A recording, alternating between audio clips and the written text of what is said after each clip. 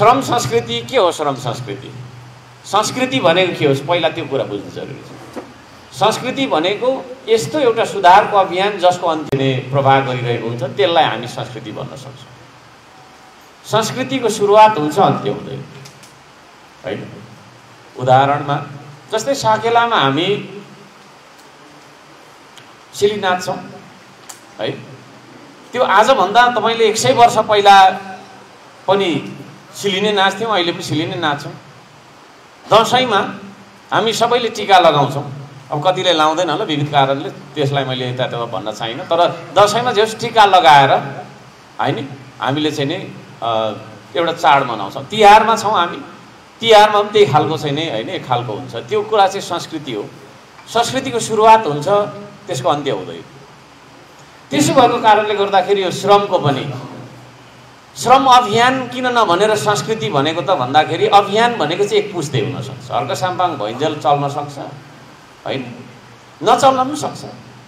अभियानको एउटा उद्देश्य हुन्छ, त्यो उद्देश्य प्राप्त भइसकेपछि त्यो अभियान स्वतः अन्त्य हुन्छ, सम्पन्न हुन्छ, समापन हुन्छ। तर संस्कृति चाहिँ त्यस्तो एउटा अवधारणा हो, त्यो अवधारणाको अन्त्य हुँदैन। हामी यस्तो एउटा अवधारणा, यस्तो एउटा क्रियाकलाप, यस्तो एउटा सुधार र उत्पादन र निर्माणको क्रियाकलापलाई अगाडि बढाउन चाहेका छौँ जसको अन्त्य नहोस्, हामी चाहन्छौँ त्यो।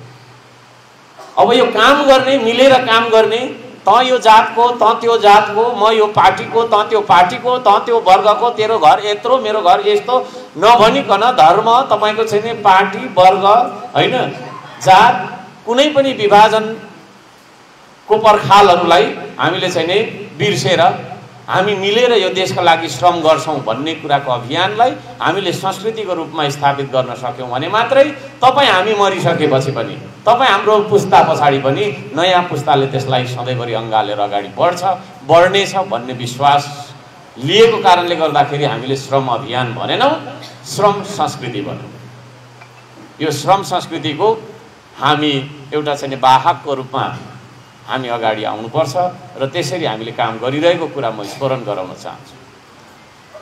श्रम संस्कृति हामी यसलाई यसरी पनि बुझ्न सक्छौँ कि काम गर्ने संस्कृति, काम गर्ने संस्कृति, मिलेर काम गर्ने संस्कृति।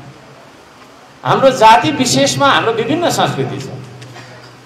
बाइ द वे हामी आज किरात याक्थुङ चुम्लुङको भवनमा बसिरहेका रहेछौँ हैन। लिम्बू जातिको आफ्नै संस्कृति छ, राईहरूको आफ्नै संस्कृति छ, नेवारको आफ्नै संस्कृति छ, बाहुनको आफ्नै संस्कृति छ, छेत्रीको आफ्नै संस्कृति छ हैन। हामी विभिन्न सबै जातिको मैले नाम यहाँनिर लिन भ्याइन, माफ नगर्नु होला। हाम्रो आफ्नो आफ्नो जातीय संस्कृति छ, त्यो पनि बचाइराख्नुपर्छ। तर हामी सबै नेपालीको एउटा साझा संस्कृति हामीलाई खाँचो छ, त्यो भनेको अब श्रमको संस्कृति हो।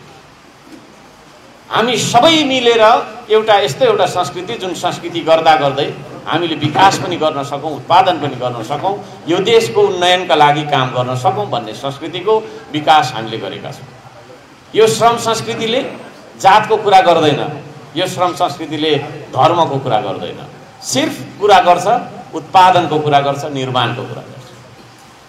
हामी उत्पादनमा लैजान्छौँ यो देशलाई, हामी निर्माणमा लैजान्छौँ यो देशलाई।